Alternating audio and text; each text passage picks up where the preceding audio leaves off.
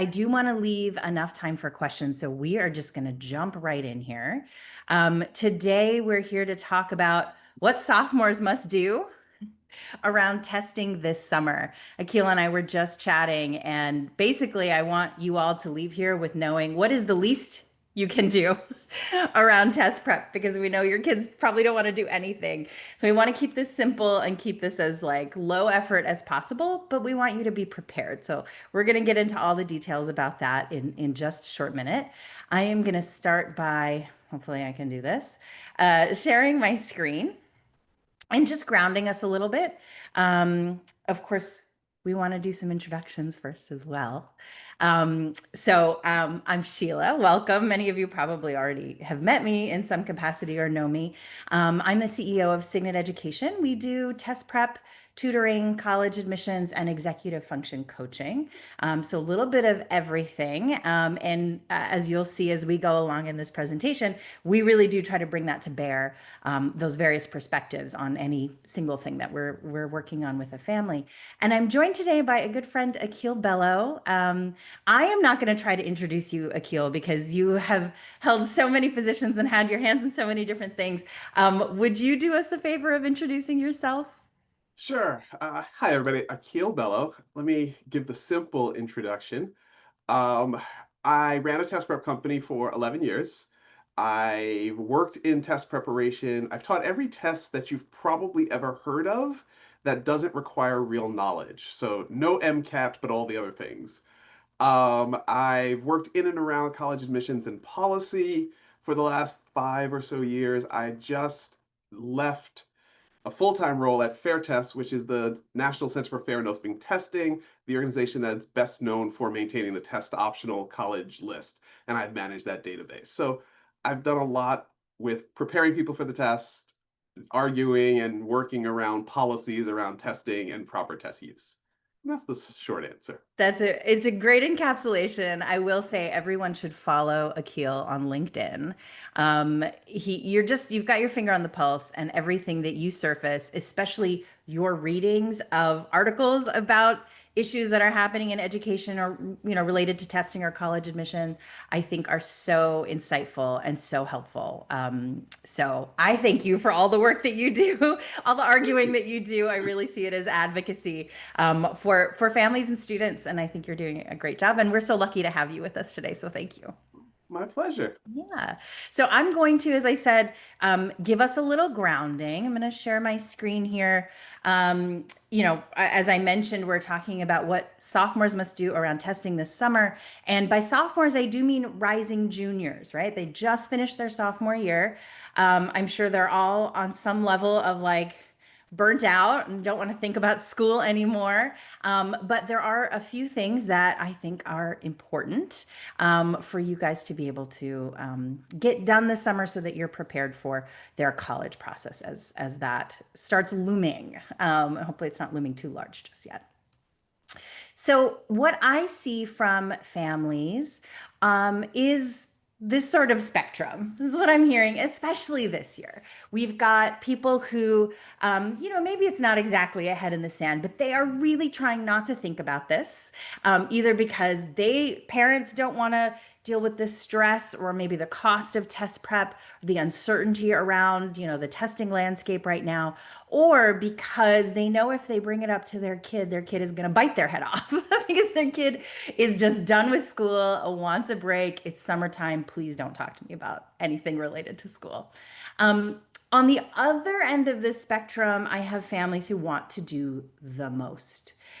They've been asking me about test prep test prep for the SAT or the ACT since their kid was in eighth grade. What can we do to get ready? When should we take our first practice test? Can we just get it out of the way in ninth grade? Or they are already looking at, 5, 6 hours of prep a day with homework and practice tests every week. And they're going full steam ahead without really any kind of perspective or strategic plan. So I tried to find a graphic that would stop in the middle, but it wouldn't. But what I want us to do today is get centered and try to be strategic here, right? We don't have to do everything, but we shouldn't do nothing, right?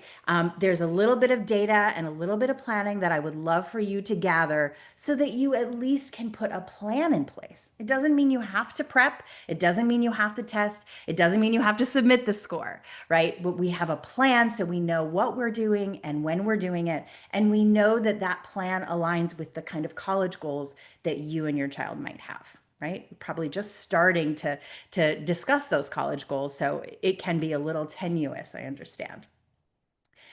And then the other piece of grounding I want to give us before I start asking Akil all the hard questions is giving you a little bit of background on SAT versus ACT. So we've had many changes, more changes, I would say, to the SAT than to the ACT over the last, let's say, 20 years.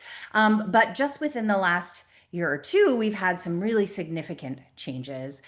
So these tests may not be in the form that you took when you were applying to college, if you went to college in the United States, or even if you have an older child who recently went through this process, these tests likely look different from when they were preparing for them. So it's helpful, I think, just to understand what we're looking at here. So we have the SAT and we have the ACT, and really every four-year college in the United States will accept either of them without bias. Now, there's still some regional preferences we see, not from the college, but from the test takers themselves, right? So, and this is just, market share and relationships that these two companies have had with, school districts and states and other sort of institutions that give them a foothold in one area or the other. For example, the ACT started in Iowa, in the Midwest. So when I grew up in Michigan, the ACT was the test we took, not the SAT. But if you grew up on one of the coasts, you probably heard more about the SAT. Now, that doesn't mean colleges in those areas prefer one or the other. But I know you're hearing, oh, you really have to take the SAT if you're from this state, or something like that. But it's just not the case. And because you have a choice of these two different formats, which I'll go through in a second, it really is in your child's best interest to figure out which test they like better, which test they can do better on, which one it's going to be easier for them to improve their score on. And, big picture, which one of these is going to give them a score that's actually going to help with their college application? Because there's really no point in doing this if it's not helping with your college application, right? So very briefly, the SAT is now a digital test. It's taken on a computer. It's about 2.5 hours long. It is adaptive. So there are 4 sections, 2 verbal sections. They're really evidence-based reading and writing. It's a very long, long section title, so I shorten it to verbal. And 2 math sections. And basically how your child does on the first of those sections will determine how hard or easy the second of those sections are. And that's how they sort of home in on the score range for your child. Reading comprehension is not a long passage with 10 questions the way you're probably used to. Now they're these short texts. They're about 3 or 4 sentences long. Some are quite dense and hard to understand, but they'll have one question per text. And the SAT has maintained its sort of tricky vibes. There are traps in the answer choices. There are clever wordings. Most of the math problems do have kind of an extensive setup. So a lot of people think of the SAT more like a brain teasery kind of test. You do get more time per question, likely because of that sort of trickiness that's built in, and the test is scored out of 1600. Now, on the ACT side, we just had this change. They're actually mid-change right now. They introduced a digital ACT in April. And right now we have 2 very different formats. You could take the paper or the digital. But come September, which is probably the first time, any of you in the audience, your kids would be looking at it, they will have an option to take paper or digital. And it's a single format, 2 hours and 40 minutes if they take the science section. It is not adaptive, so every student is going to see the same questions. They've got English, reading, math, and an optional science section. And slowly, colleges are starting to release their policies about whether they're going to require the science section or not if they take the ACT. My recommendation is, as you start, you're going to take a practice test. Take it with science. You never know how your student's going to do, right? So get some data before you decide not to do that thing. The questions on the ACT tend to be very straightforward. You get a little less time per question, and it is scored out of 36. Keel, is there anything I missed you want to add here? No, not really. Okay, great. Um, So, because of the timing of this ACT change, it is a little bit nuanced. Certainly, there's more I could say about each of these tests than what I've got on these slides, but that's kind of not what we're here for today, right? What I want you to know is that there are differences. And because of the timing, the way the questions are written, how many answer choices you have, if you've got a long passage, which is what the ACT has, or a short text for reading, your child may just do better on one or prefer one or the other, right? So we really want to figure that out, and we'll talk about how to do that a little bit later. So I'm going to stop my share now. And you will get a recording, so don't feel like you have to take notes. But I'm going to stop my share and I'm going to go to Akil because one of the choices we have is SAT or ACT. But actually, a choice maybe even before that choice is to test or not to test, right? We've had the test optional policies in place since the 80s. They've gotten a lot more popular. And then certainly with COVID, virtually every school went test optional. And in the 5 years since COVID, we've had some schools go back to requiring tests, many stay test optional, and some even going test free. So, my question to you is, do these tests still matter? And if they do, for whom? So that's an interesting question. So I guess the matter is sort of irrelevant to me. I think the only question parents should ask is, can I make this useful? Like that's the only thing that the test's only value is, does it help you accomplish something you want to accomplish?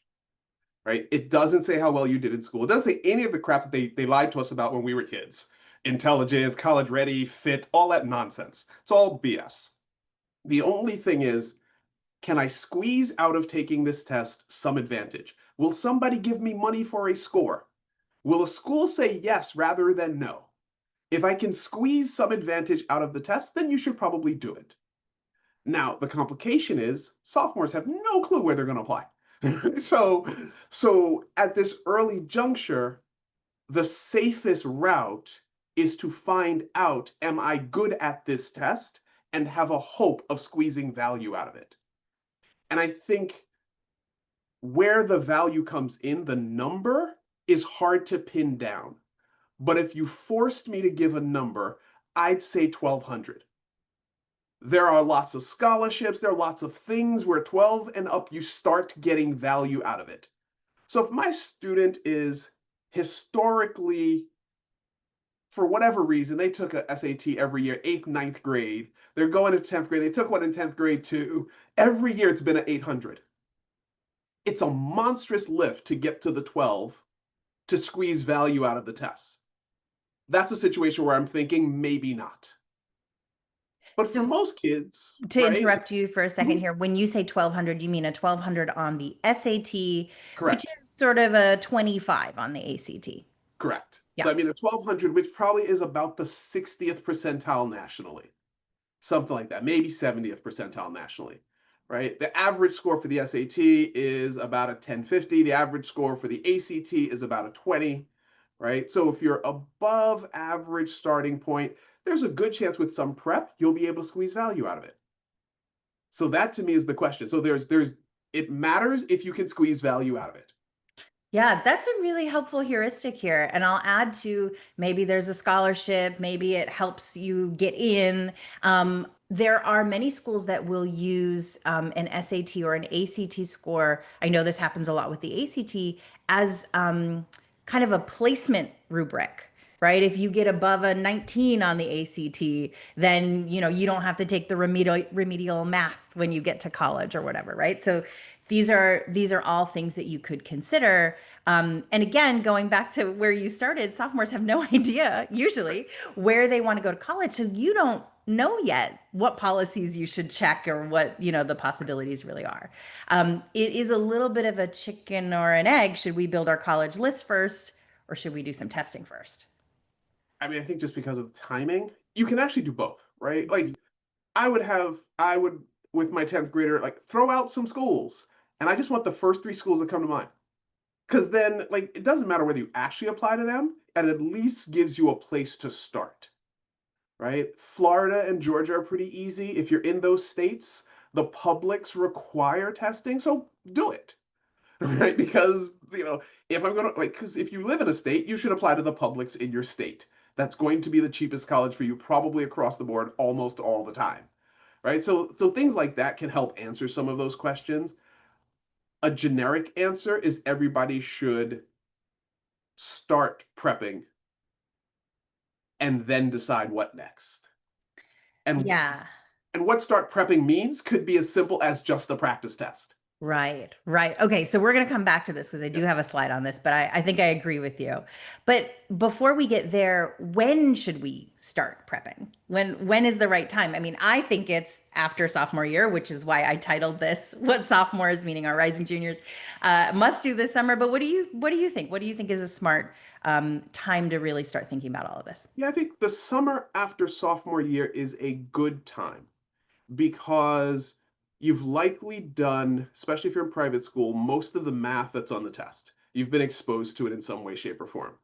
Um, Summer's a great time to spend 4 hours on a practice test because you don't have school competing with it, right? So it's a great time to get a baseline score and decide on plans. If your kid scores a 700 on the SAT right now, you still have time to go, oh my God, we need to prep forever because we're trying to go to X college which requires it. Or you have time to go, I'm not going to invest that much time and money in the SAT. We're just going test optional. So I think it gives you a lot of opportunity to plan ahead. Yeah, that's exactly my thinking about this too. I'll also add there are a lot of students. I mean, I think this is true for probably virtually every student. Junior year is the hardest, right? You're taking a ton of advanced classes. Maybe you have some leadership in your extracurriculars. Whatever it is, kids are just stretched thinner than ever in their Yeah, junior year. So we do have a lot of students who do this planning in June or very early July. They figure out what they want to do for the testing, and then they start using the summer to prep.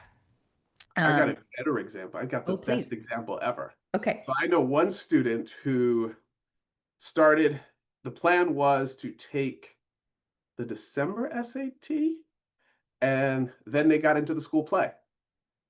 And so the hours they planned to dedicate to preparing for this December SAT didn't happen. So it became March. Um, there's two plays during the year. They were part of both. So the March test didn't happen. Then it got kicked to June, right? So the March test, they took it with a little bit of prep. June test, they took it with a little bit of prep because it's the year end, right? So it happens. And just to give y'all full context, that child was mine, right? So it's really easy to run out of time doing this. Now, part of the reason I let it happen was because that's why I got him. I was like, that's why I got it in his head to start for December, so that when things go wrong, we still are fine, Right. right? And that's one of the reasons you start early. Right. Yeah. Because when we start getting into spring of junior year, summer after junior year, things get really crazy with college essays and all of the other things that you need to get Yes. done. And having the score, if you're going to use one, can be really helpful in finalizing your college list. So you really kind of need to know both things at the same time. Yeah. Yeah. Okay. Let's go back to what does start prepping mean? You were saying it could just mean take practice tests. Do you want to say more about that? And then I'll share my little slide. So I think the earlier after 10th grade, there is a score to discuss, the better it is. It's really hard to talk about college if I don't know A, if the student's going to test, or B, if they're working with a 1200 they're trying to improve, or a 1400 they're trying to improve, or an 800 they're trying to improve. Right? Those are entirely different college conversations, right? And it may not even be a different college list, but it's absolutely a different conversation. So the earlier you start with, this is where my score is right now, then the easier it is for Sheila, me, your high school counselor, anybody to say, great, this is where that score puts you in this pool. We may not want to send the score there. We may want to send the score there. If you're looking at West Point, you have to work your butt off because they require a test, and this is the number they need. Right. So the more you have that context, the easier it is to have these conversations. So for me, that initial thing, the most important thing is a realistic test score whether it's practice. More often, like I want practice. I don't think anybody should pay $50 to just find out, right? There are plenty good practice tests available.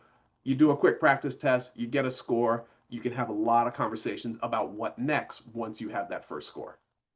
Yeah, I agree completely. Yeah, and there are official practice tests made by both test makers that you can use. You can get right off their website, and it does a lot, right? In addition to giving you the information for having the discussions about all this other stuff, it also gives the student a real experience, right? I get a lot of students who are like determined that they're only going to look at the SAT and never the ACT. But when I get them to do the practice test, they're like, oh, actually, I kind of liked that test, or it wasn't as bad as I thought it was going to be. The science section was so much easier than it seemed. It was looming large in my mind. So it gives them some experience of that. It also helps us pinpoint exactly what we need to do, right? If they're running out of time, if they're facing a lot of test anxiety, if they've forgotten all of ninth grade geometry, we have a list of, okay, this is what we need to do to get ready.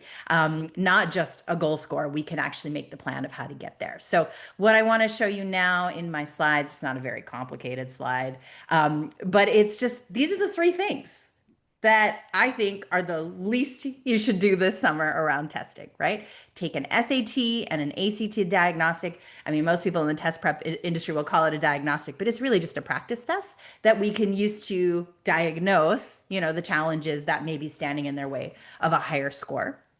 And from that, a good test prep person could also tell you, I think with 3 or 4 months of practice, they could be at this score, right? Or this score is probably not going to move very much. Or you need 9, 10 months of something, and then you can decide, do we really want to do it? And steps 1 and 2 here, this is the chicken and egg that I was talking about. You could really do these at the same time. Maybe it's parents are doing the research, not the kids, but the kid definitely has to take the practice test. But then you really want to look at the policies and the data for the schools that you're considering, even if it's not like a really thoroughly thought out college list, like Akil said, give me the first 3 ones that you're thinking about. Let's just start somewhere and see what the policies are. And I do want to note the policy wording can be a little confusing and it does create kind of a little bit of a lack of trust, right? Some of them will say test optional. Some of them will say test required or test free, which are both very clear. We know what those mean. It's the ones that say test recommended or test preferred, or if you're applying to this particular major in this particular unit of the college, then you need this. It's required, but if you're applying to some other major, it's not required. It can get a little hairy, right? So look at the college admissions website, the actual college's website, not some third-party aggregator because sometimes those don't get updated quite as often. But Except look for at the fair test. college. Sorry? Except for fair test, Except of for course. fair test. We do trust fair test, but they're not going to tell you the policies of the recommended or required schools. They'll tell you if it's test optional, Correct. which is great. It's a fantastic list. But look at the college admissions website for their testing policies, and I'll show you an example of that in just a second. And then you can also look at data of the students who enrolled. If they submitted a test score, you can see the distribution of those scores. So you can understand, of course, not with complete clarity, but you can understand the types of scores that get in, right, to these colleges. And now, of course, you don't know if the family was a big donor or if, they were an athlete or whatever. You don't know the rest of the context of the application. And certainly a college application is evaluated on much more than just testing alone. The essays, the extracurriculars, the grades matter more than anything. But it does give you a sense of, okay, this would be a reasonable score to submit, right? And I would think it would help me. Or this score is not even on the distribution chart. I probably shouldn't submit it. And then the third step is to develop your testing plan, right? So you get data from the student, you get data from the college, and then you look at them together, right? And you try to figure out, okay, if these are the kind of colleges we want to go for, what are we going to have to do around testing? Or if we don't want to do this around testing, how should I change my college list so that it is more reasonable? Right? Do I have to switch to all test optional or, whatever it is? And then I really encourage you to have a backup plan, especially if you are looking at some of these colleges, now I don't like to use like hierarchical terminology, but you all know what I'm talking about when I say, top colleges, and I'm using my air quotes here. The really highly selective, actually, Akil coined a term that now everybody uses, is highly rejective colleges, because when you think about it, it's like 97% of applicants don't get in, and that's, you know, very sobering. Um, but if you're looking at some of those schools, or are you looking at, kind of the next tier of selective colleges, which are still extremely selective, but they're not, Harvard and Stanford, some of them are reconsidering whether they want to change their temporary test optional plan that's been in place since COVID, to a permanent test required or test free or test optional plan, right? And so I expected, actually, I don't know about you, Akil, I expected more changes this year, but we really only had two schools come back, two schools that I don't know, most of my clients are talking about. Obviously, there are a lot of other schools out there, but Ohio State and University of Miami coming back and requiring the test. I thought there would be more, but they didn't really announce that until the spring, and it was going in place for that year's juniors. So if there were students, I actually had one of these students who was really considering University of Miami, and she is just not a tester. We tried it; it was not going to go well. We stopped.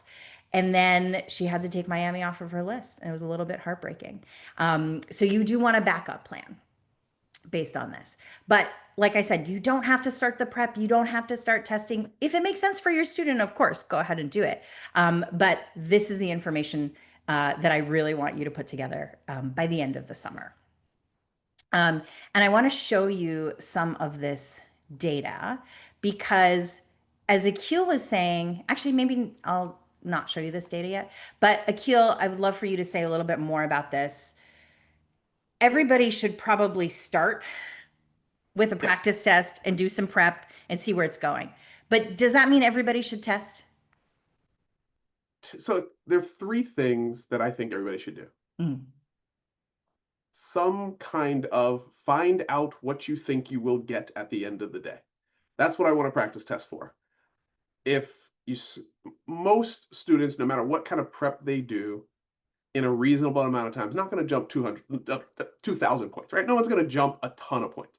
A normal improvement, 200, 300, 400 starts to become crazy. We'll put it on the websites. Every test prep company will brag about it. This is not normal. So if we think of normal improvement over 3 months or so as 150, 200 points, then I need to know if my student is starting with a 700, in which case I need to do extraordinary work to get them to a reasonable, helpful score.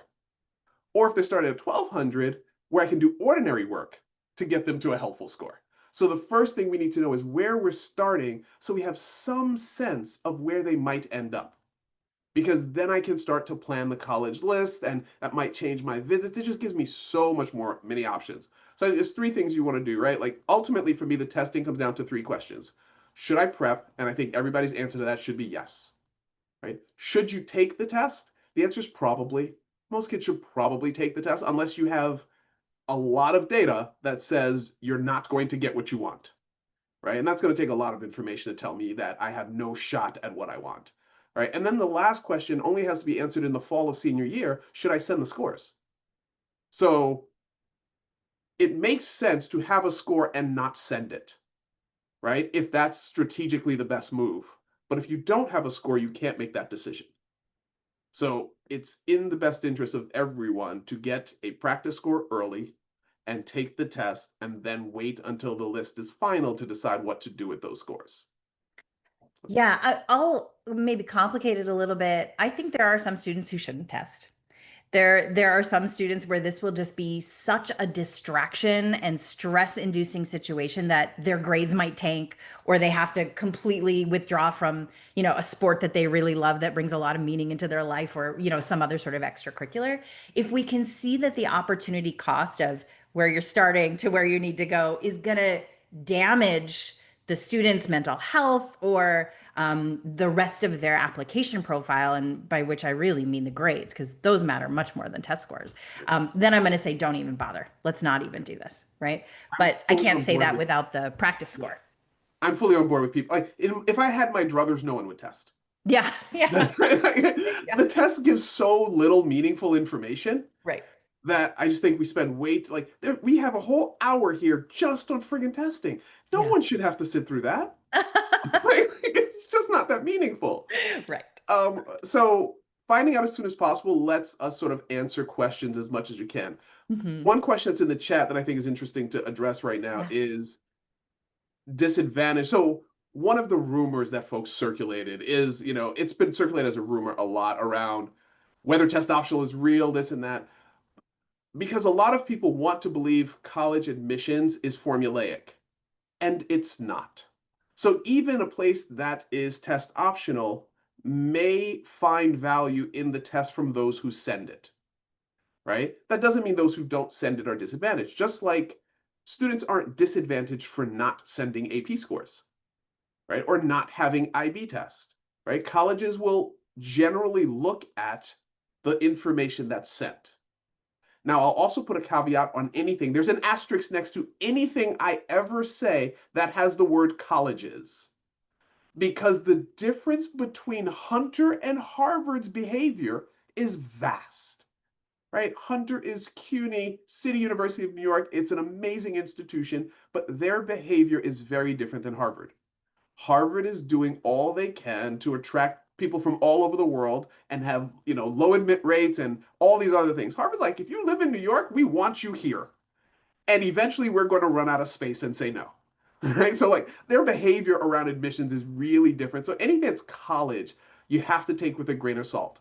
That's one of the reasons that the CDS, which you're going to show them, is amazing. It's also the reason that on Fair Test lists, I started adding the percentage of students who are admitted without scores so that you can gain some context for how much does this school care about scores, right? I'm looking at one right now that has 1% of students admitted without scores.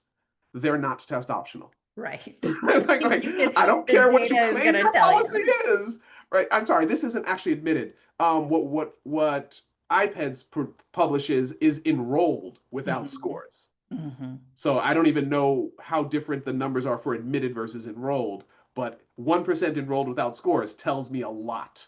Right. Your Now, student and I don't, should it have a just score. randomly was on my screen behind the video. So Mhm. now I want to go look up the school and find out, like, that just doesn't seem like they should even be calling themselves test optional. Yeah. But I have to double check that policy now. Yeah. Well, while you're doing that, I'm gonna share my screen. So Akil and I have both mentioned the CDS, and what that is the common data set, which is a questionnaire essentially that every school that takes federal funding must submit on a yearly basis. They usually submit it in the fall.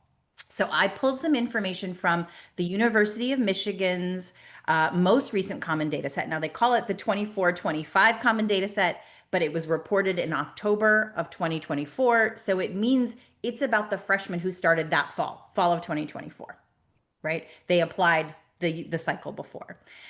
Their official test policy is now recommended, right? It's technically optional, but recommended. But if you look at the percent enrolled who submitted scores, the number that Akil was just talking about, that doesn't add up to 100%, right?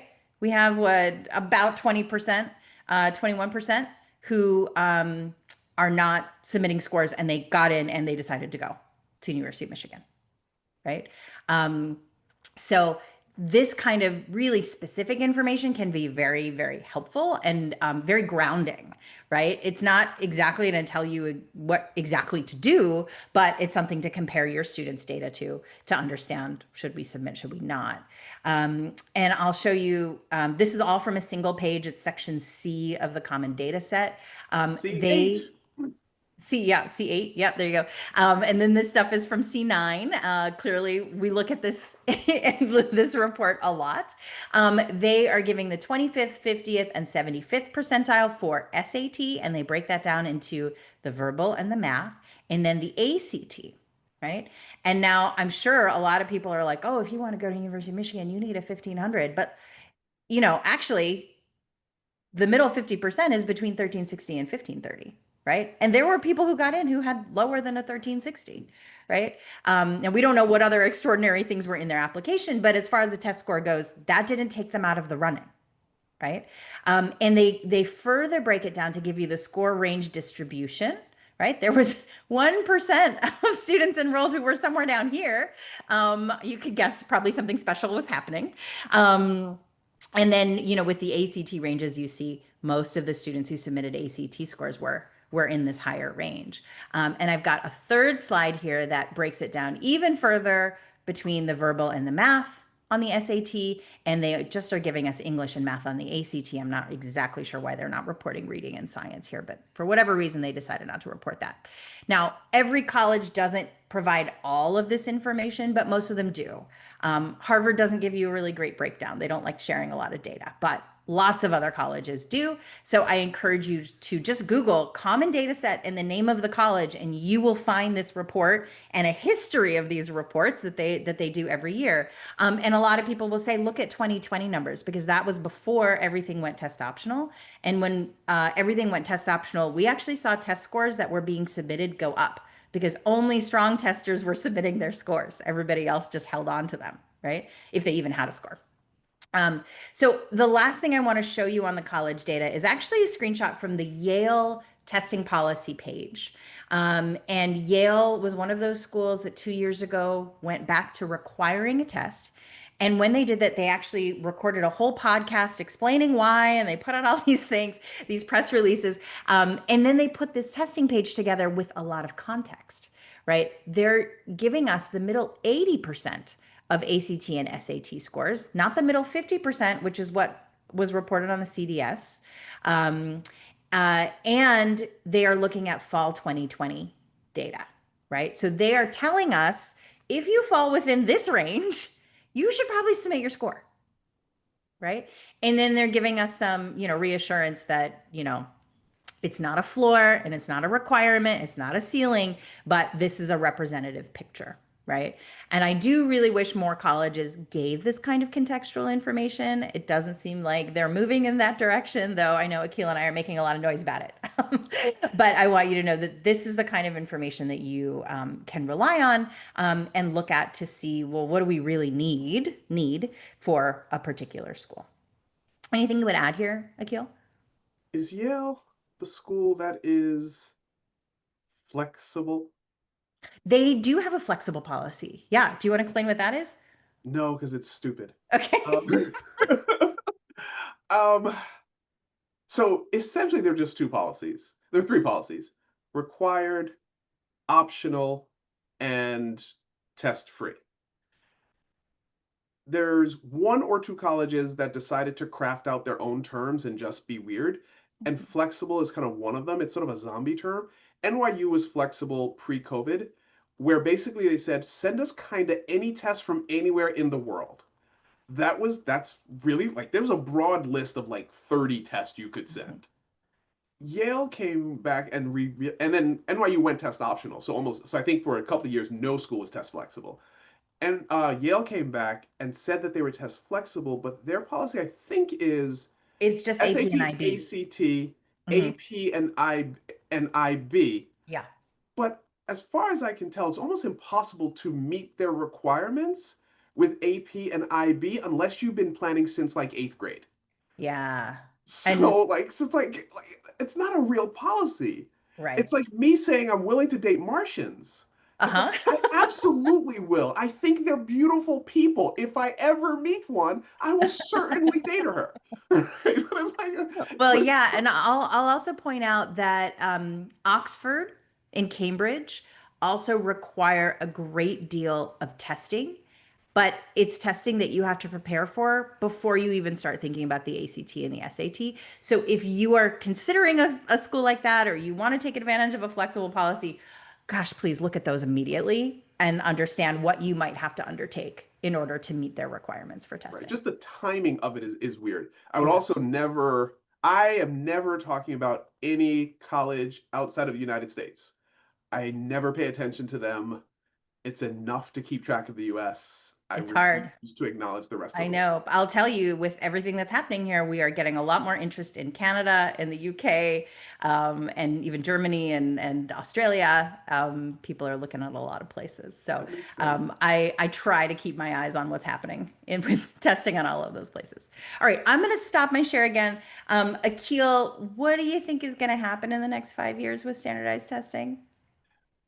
Change. I think that's what's going to happen. The only constant. College admissions. I think what parents should keep in mind is we America's a weird place. We pretend we have systems that we don't. We don't even have a universal K-12 system.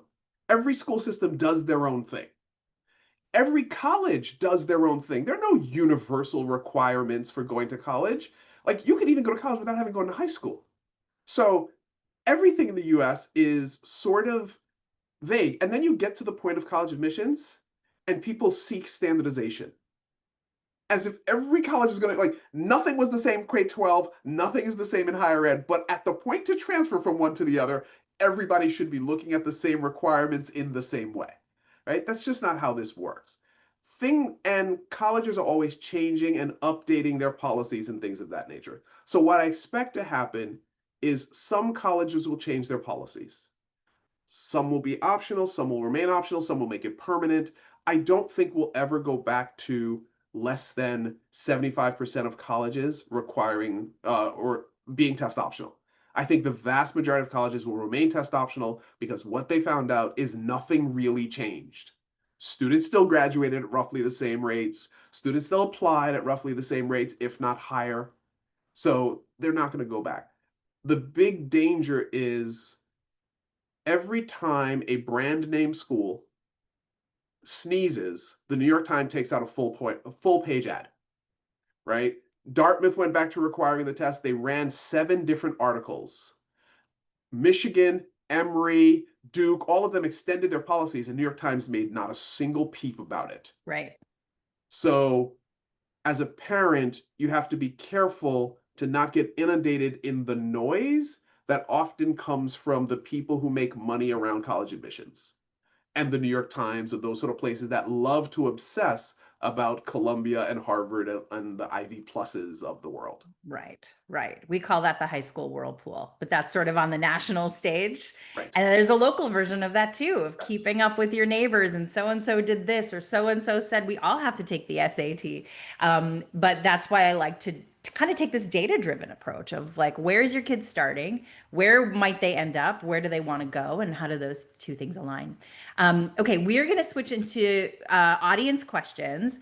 I prefer if you put them in the chat, but if you want to just come off of mute and ask your question, please raise your hand first, and then I can call on you. While everybody is sort of loading up their questions, Akil, I thought we could do a little lightning round. All right. Give me your best kind of one sentence answers. What's your best advice for a student feeling overwhelmed by just the idea of standardized testing? Cut it down to the least you can do. That's great. That's great. All right. And then what's one myth about test optional admissions you wish more people understood? That it it doesn't mean testing doesn't matter. It means they've put the decision on the student to decide whether testing shows their strengths. That is a really great reframing. That's really great. Okay, I'm so glad we're asking these lightning round questions. All right, my last one is, what do you think the most underrated skill is that helps with standardized testing? Being a smartass. I think my teachers would probably say the same thing about me. Okay, great. All right. I don't see any questions in the chat yet, so I'm going to go back to share my slides. And There is one oh, here that I'll answer briefly. oh, go ahead, please. Is it a good idea to prep before a diagnostic test? I don't care. I don't vote on it. If the kids want to prep before the test, great, lovely. If they don't, then I don't like. Parents, that's not a fight to fight. Yes. Get them to take the test. Whatever they want to do beforehand, that's not where you expend your parent cred of I told you so. Nah. Right? The diagnostic Right. test, as long as they take it reasonably, you're good. Yeah. And the context of that question, I think, is the parent is maybe worried that the student wouldn't get a great score just taking it blind, and that might harm their morale. I do a lot of work to make sure students know this is just we're taking a temperature. It doesn't mean this is where you're gonna end up. I mean, 99% of all cases, you are going to improve by 150 to 200 points or 2 to 5 points on the ACT. So really contextualizing what is this exercise and what are we trying to get out of it, I think is a more helpful thing than getting them to prep, fighting that battle. As Akil said, you don't have a lot of a lot of goodwill to spend. Okay, thank you for answering that other question in the chat. I am going to share these slides because I have to get through them. Okay, so I do believe everyone can improve. It just may take some people longer or different methods to actually improve. But as we discussed, not everybody should test. The diagnostics, the college data, and then the analysis and strategy will help you decide. Now, every test prep organization will do this sort of analysis, even the practice testing for free. We do it at Signet. But the thing I want you to remember is they should not be giving you the hard sell. There are a lot of test prep companies out there who get you to do the test, say we won't give you your scores until you talk to us, and then they tell you you need 40 hours of prep or you need 200 hours of prep or whatever it is, right? Now I want you to realize they've got you on the back foot because maybe the score is not so great. Your kid was really stressed out, and you, of course, want to help them have the best chances and make this easier for them. But trust people who will tell you, actually, you don't need to do this, or this is how I decide, do you need to do this or you don't need to do this? Not some magic information that they're pulling from. It should be transparent where their recommendation is coming from. And of course, that's what you're going to get from us at Signet. And you're going to get straight talk from Akil too, if he wants to talk to you. But I want to also let you know that, as I mentioned at the beginning, we do a lot of things at Signet. We do executive function coaching, we do admissions. So we're always thinking about those things as we're working through the content of the test, the strategies for the test, the performance prep, which is like, how do you deal with the pressure and how do you, pay attention to detail when you're so tired, and how do you build your endurance and all of these things. But we are really looking at executive function skills because they can be extremely helpful if we can strengthen them. They can be really helpful in the testing. And then, of course, they're going to be helpful in daily life as well. And then we keep the admissions context here. Like, I'm going to tell you, if you're aiming for this school and this is where you're starting, this is probably not worth your time. Like, either change the school or be prepared to work really hard in your testing. You can decide if you want to do that. If you want to do it, we'll do it with you. But we are always going to give you that perspective. And of course, all of our work is one-on-one. It's really built on strong mentoring relationships. And all of our wonderful tutors are just these amazing role models. And we find that students actually enjoy their sessions. It's not like they're dragging their feet because they're really enjoying what they're learning and the confidence that they're building in their own abilities. Okay, having said that, we will go to Q&A. I'm going to pull up my chat window so I can see your questions. If you want to learn more, get a free consult, set up diagnostic tests, you can scan that Q&A code. But let's go to some questions here. Now, Akil, you answered most of these. Let's start with one of these later ones. If a child goes to community college and wants to transfer into a highly rejected, do they need to do the SAT or the ACT? Typically, Amy, you're going to have to look at the policies of the transfer policies for the colleges that they are targeting. So you kind of have to go through this whole process again, but looking at the institutions that are the targets of your transfer. Typically, if you're transferring in for junior or even senior year, it's very rare for people to transfer just for senior year of college. They're not going to look at the SAT, ACT because they're going to look at the actual college record. But it differs by school. So you're going to have to look at those policies. And we kind of answered the prep before you take the diagnostic the practice test. Getting the test done is the thing you want to focus on. If they're more willing to do it with prep, you can do that. Yeah, Akil, go ahead. I would also add, if you're looking at highly rejected colleges, look at the CDS for number of transfers admitted. Princeton made a big stink about admitting transfers. Like they were going to admit transfers. There was all press releases. They admitted 11. Right? So, admitting transfers and a real number, and what your likelihood of getting in is very different. Like I think USC admits something like 6,000 a year, and Princeton admits like 11. Yeah. So just be careful to understand if you're looking for some strategy like go to community college and then transfer to this other place, make sure you're considering both of those admissions policies down the road so that you don't get caught up. Yeah, that's a great piece of advice. And be Um, careful about the word transfer also. In the college world, transfer usually means completed an associate's and then moving on to a 4 year. Transfer doesn't always often mean I'm leaving one school for another, having not yet completed a degree. right. And that community college, the associates to 4 year pathway is a very specific thing. Right. And it's something you should do with a lot of planning. So Yeah. if that is a pathway you're considering, then you should talk to somebody. I got lots of people who focus on that stuff. If there aren't any other questions, we can kind of go back to some of the questions that were answered in the chat and answer them with a little bit more detail with our last couple minutes here. Um, so Jacqueline asked a question if there's any benefit to taking both if there is the option. And you answered this exactly right. There's like so few situations where we recommend it. Sometimes it's a matter of timing. Sometimes it's a matter of you get accommodations on one test for extra time, but not the other. There might be edge cases like that, but more is not better in the admissions process.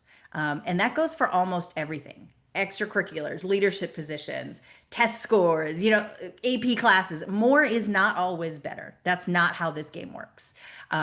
So you really need to think about where are you setting your priorities and where are you asking your student to invest their time? Could there be a better investment of their time that is either more meaningful, more fun, more relaxing, more rejuvenating, or might actually move the needle more than having two test scores? Because you're not going to submit both test scores.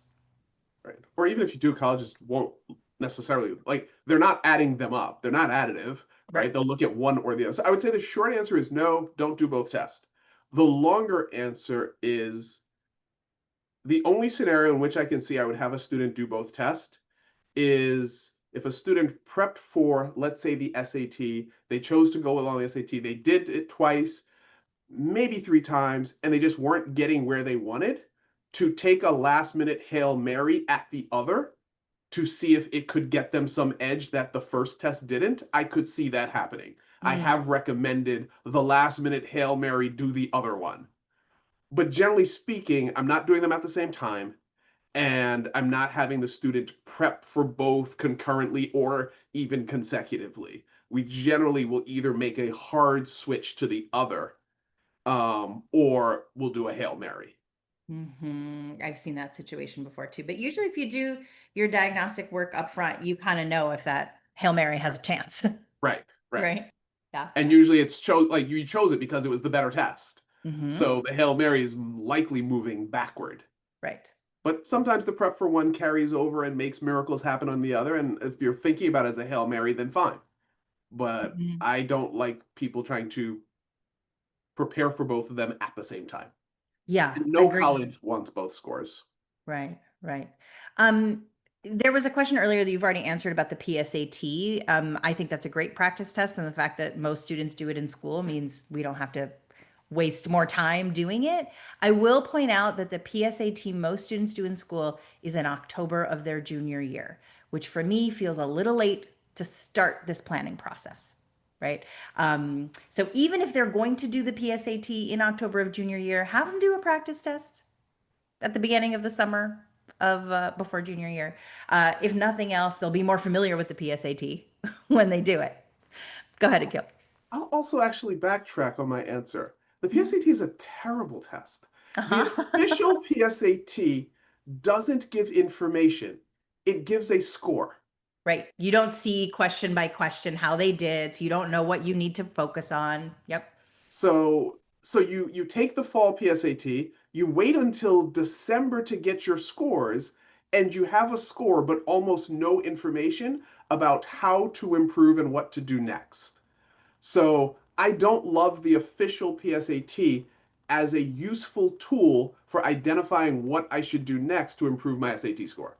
Yeah. Jacqueline, you're catching on to something here.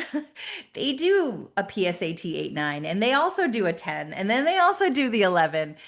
This is all just a marketing ploy to get people locked in to this little SAT conveyor belt, right? If you've done one in eighth grade and you've done in 10th grade, you're likely to do it as your official test. You've seen this quite a bit.